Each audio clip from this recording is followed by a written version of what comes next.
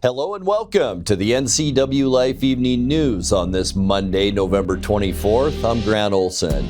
Here's some of the stories we have coming up for you tonight. An Oregon firefighter on the Lower Sugarloaf Fire in September has now been charged with involvement in 3 vehicle thefts, including the stolen Jeep in which he traveled to Wenatchee. A 20-year-old man from Lacey, accused of shooting and killing 2 teenage boys in that city, was arrested last week in Wenatchee. Get ready for some wet weather tomorrow through Thanksgiving, with the possibility of rain mixed with snow here in the lower elevations.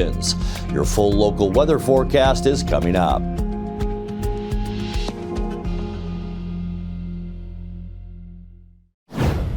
One young occupant in a speeding car is dead and 2 others seriously injured after a head-on 2-vehicle crash Friday night. Wenatchee police say they have been involved in an illegal street race when the collision occurred at about 7 p.m. near the Easy Street roundabout. Police say the driver of a gray 2018 Audi was apparently racing another vehicle on North Wenatchee Avenue before taking the off-ramp at high speed to head eastbound on Highway 2. The Audi crossed the center line and struck an oncoming GMC pickup. The driver, an 18-year-old from Wenatchee, was airlifted to Seattle's Harborview Medical Center in critical condition, along with 1 juvenile passenger. The 3rd occupant of that Audi, also a juvenile, was pronounced dead at the scene. Police did not immediately identify the crash victims. Witnesses said the Audi driver may have been racing a Honda Civic. Anyone with information about the crash is asked to contact the Wenatchee Police Department. An Oregon firefighter on the Lower Sugarloaf Fire in September has now been charged with involvement in 3 vehicle thefts, including the stolen Jeep in which he traveled to Wenatchee. 30-year-old Jordan Perreault of Eugene was charged Friday in Chelan County Court with motor vehicle theft, possession of a stolen vehicle, and fleeing police. Sheriff's deputies say Perreault first stole a Jeep after his own vehicle broke down in Goldendale and used it to travel with a fellow firefighter to the Sugarloaf base camp in Eniat. When camp managers discovered the theft, they dismissed Perreault and his passenger, 32-year-old Nicholas Weems Smart. The 2 then hiked from Eniat to Wenatchee, where Perreault allegedly stole a parked Acura sedan, then fled from police who tried to pull him over, eventually ditching the car in Dryden. Finally, Perreault is accused of stealing a 3rd car in Leavenworth, which he used to drive home to Oregon. He allegedly admitted to all 3 thefts in an interview with deputies and agreed to return to Washington for trial. Weems Smart has pleaded guilty to his part in the crimes and served 20 days in the Chelan County Jail. Judge Robert Jordan signed off on the warrant for Perreault's arrest. Kashmere High School's Riley Atchison, who is a student representative on the Washington State Board of Education, is making her rounds at local schools. She was selected by the board to join them as one of 2 student reps, and Washington is one of 6 states who allows students to vote on board decisions. While also attending regular meetings, Atchison is working on the Future Ready Committee, which is an initiative aimed at updating state graduation requirements.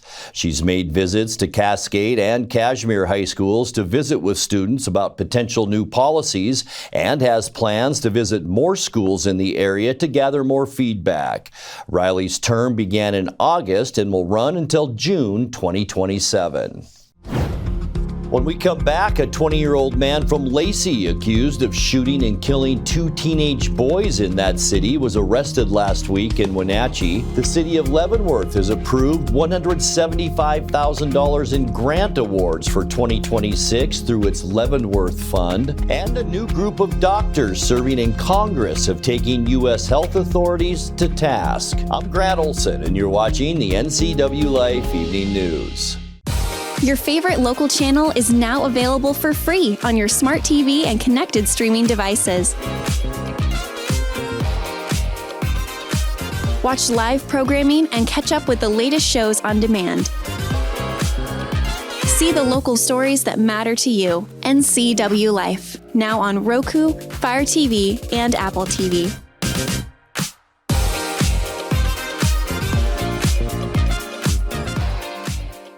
Central Washington Water understands the power of healing waters. If part of your wellness routine includes hot heat from a sauna, Central Washington Water now carries indoor and outdoor infrared and hot rock saunas by Tilo. Research shows there are many health benefits to a cold plunge after a good workout or relaxing time in your sauna. Harness the power of water in a hot spring spa, plug-and-play spas, a Tilo sauna, or a cold plunge tub. Stop by Central Washington Water, your wellness experts. Birthdays, office gatherings, and team parties taste better at Abby's. From our legendary lunch and Thirsty Thursday to our monthly giant special, there's always a reason to gather.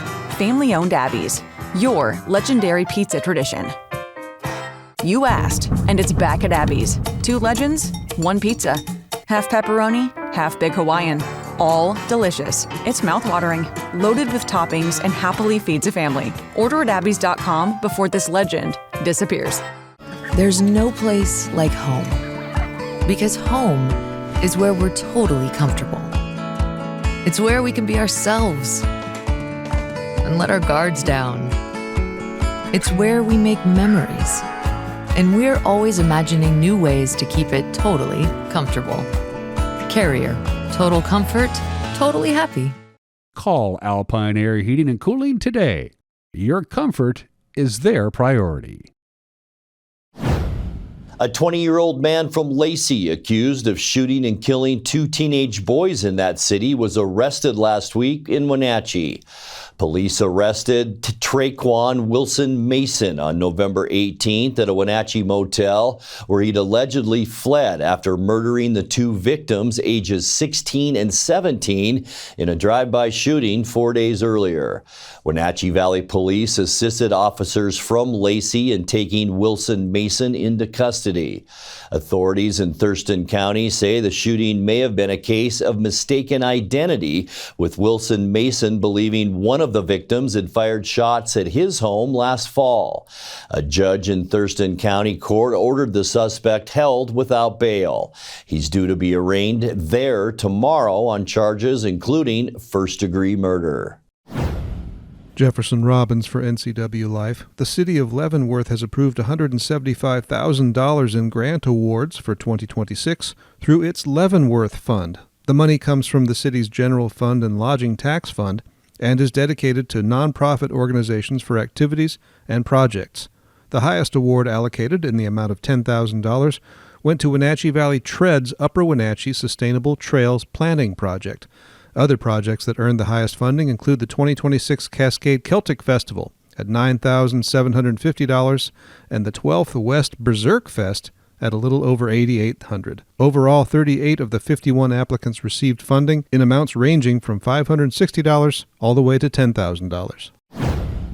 A new group of doctors serving in Congress have taken U.S. health authorities to task. The Democratic Doctors Caucus is a group of 6 elected physicians headed up by 8th District Congresswoman Kim Schreier. Last week, the Centers for Disease Control and Prevention changed the language on its website at the direction of Health Secretary Robert F. Kennedy Jr. to promote the disproven claim that childhood vaccines can cause autism. A letter from the Doctors Caucus and 65 other Congress members on Friday condemned the change, calling it alarming and noting that scientific studies from all around the world have found no correlation between vaccines and autism spectrum disorders. It goes on to say, quote, "We demand that you correct CDC's website by removing vaccine misinformation and restore America's trust in our national public health agency," unquote. Coming up next in tonight's feature story, we will talk to Wenatchee Police Chief and Interim City Administrator Edgar Reinfeld on what it's like holding down both of those jobs. Snow is expected over area mountain passes over the next few days. I'll have all your weather details coming up, followed by Eric Granstrom with a look at all the day's sports action as the NCWLIFE Evening News continues after these messages. Your favorite local channel is now available for free on your smart TV and connected streaming devices. Watch live programming and catch up with the latest shows on demand. See the local stories that matter to you. NCWLIFE, now on Roku, Fire TV, and Apple TV.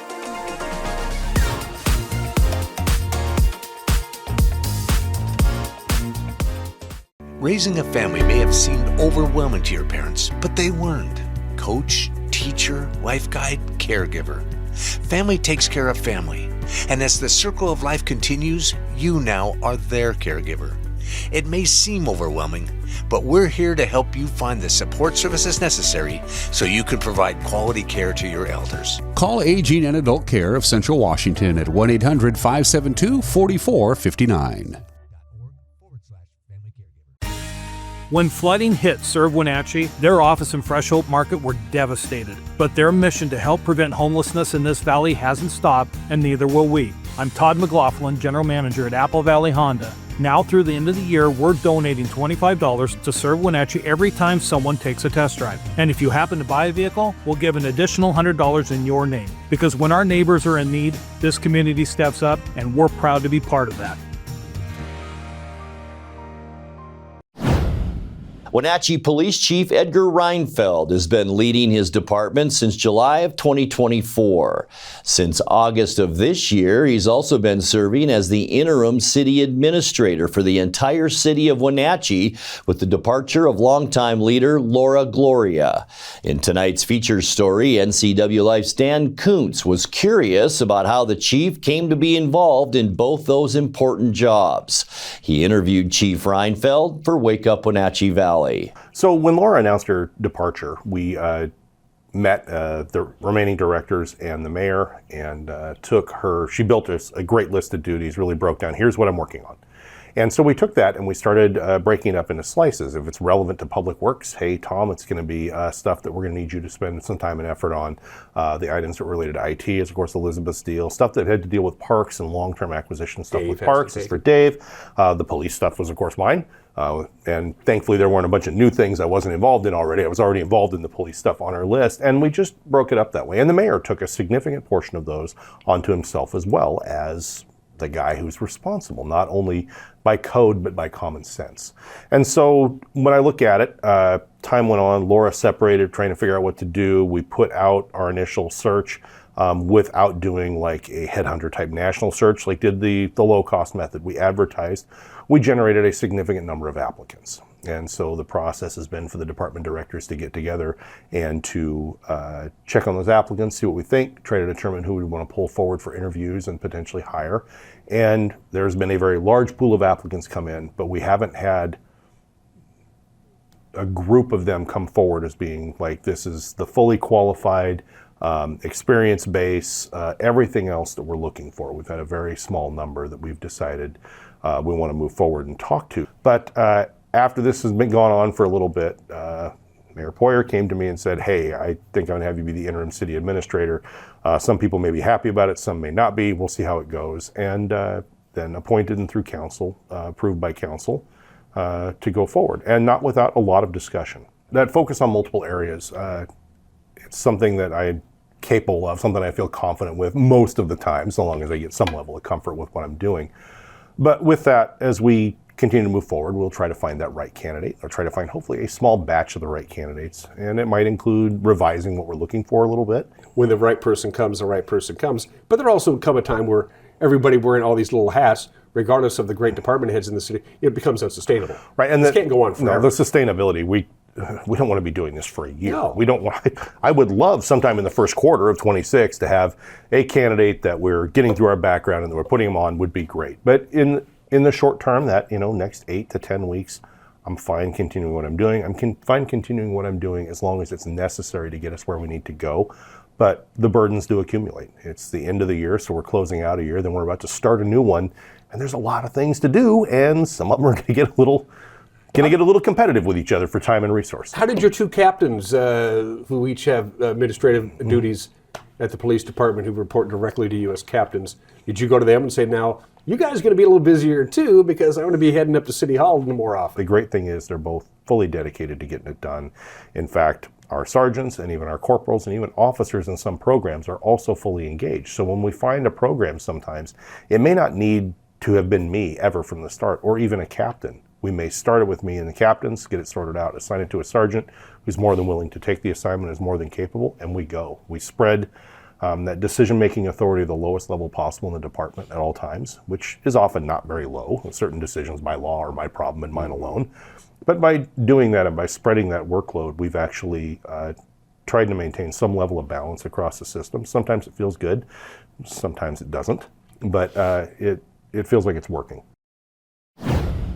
Time now for a check of your North Central Washington weather forecast. Hope you had a great Monday and a fantastic weekend. And boy, after that fog and all those low clouds over the weekend, it was kind of dreary, wasn't it? Sunshine as we look out our weather window from this afternoon. Our shot looking down at the Wenatchee Valley from our Wenatchee Heights tower camera. And boy, beautiful shots and shades and shadows along the Cascades and blue sky. And boy, was it nice to see out there today. However, very short-lived because we have a couple of storm systems to talk about. The first will make its way our direction tonight and more into Tuesday and for Wednesday. I know a lot of you are traveling over the next couple of days for this Thanksgiving week. And here's Snoqualmie Pass, Stevens at the bottom.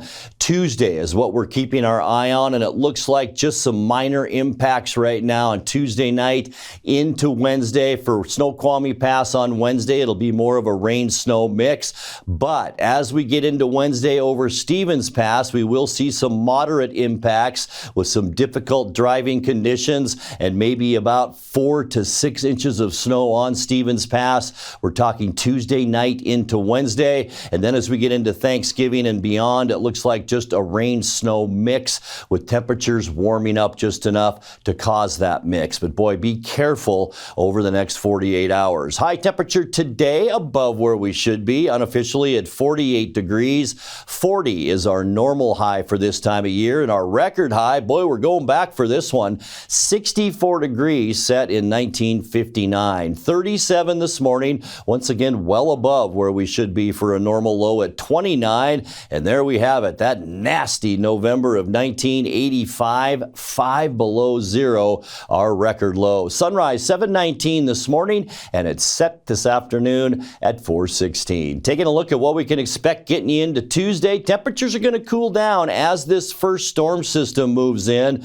The only locations, Moses Lake and Ephrata, seeing 40 degrees tomorrow. The rest of us in the upper 30s, 39 for Quincy, 38 in Wenatchee, 38 in Chelan as well, and 36 the high temperature tomorrow up in Leavenworth. In Leavenworth, you could see some snow falling tomorrow afternoon. Tonight, partly cloudy skies. We will continue to see high pressure moving east, but that'll keep our weather pretty stable tonight with just a few clouds. Chilly with those clear skies. Temperatures tonight right around that 30-degree mark. And then all the changes begin as we get into Tuesday. Big trough of low pressure just off the Washington coast, and it's being fueled by almost an atmospheric river that's moving our way. And there you have it. Rain mixed with snow for our Tuesday. 80% chance of it. It will be cooler with highs in the upper 30s. There's that low moving just to the south by Wednesday, but it's still going to pump up some moisture, not so much during the day,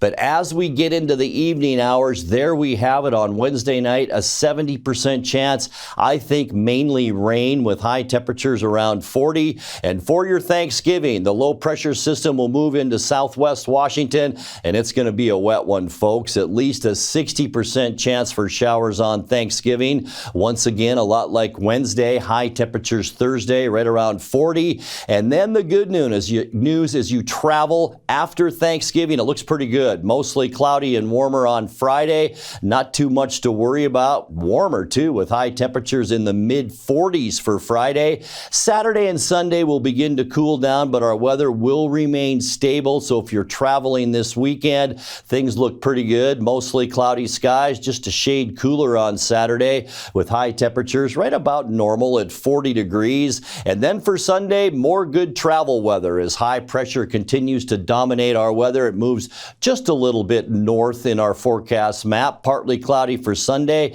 Still a little bit of a cool down with high temperatures then in the upper 30s. degrees. All right, time for your 7-day forecast now, brought to you by Colonial Vista Senior Living in Wenatchee, where comfort, care, and community come together. Overnight tonight, a cool one, 31 degrees, 38. These are the days we're keeping our eye on. 38 tomorrow with an 80% chance for rain mixed with snow, a 70% chance for mainly evening rain showers on Wednesday, 40 degrees your high. And then for Thanksgiving, cloudy skies, a 60% chance of rain, high temperature around 41 degrees, and then much drier weather as we get you into Friday and the upcoming weekend. Mostly cloudy skies Friday and Saturday. We will see a bit of a cool down beginning Saturday with highs then about 40, partly cloudy on Sunday with a high then of 38 degrees. And that's a look at your North Central Washington weather forecast. Coming up next, Eric Granstrom with a look at tonight's sports action as the NCWLIFE Evening News continues right after this.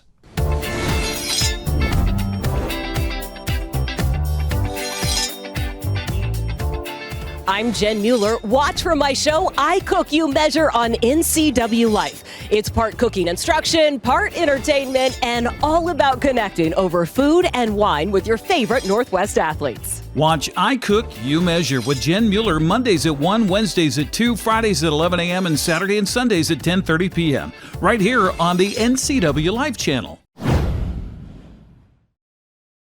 And a happy Monday to you. First of all, thanks to Dan for filling in for me last week while the wife and I could get away on a little vacay. The Seahawks were up big yesterday against Tennessee, 30-10 at one point. They held on for a 30-24 victory. Jackson Smith and Jigba broke the Seattle single-season record for yards with 8 catches, 167 yards, 2 touchdowns. He says it was surreal to break the record of his mentor, DK Metcalf.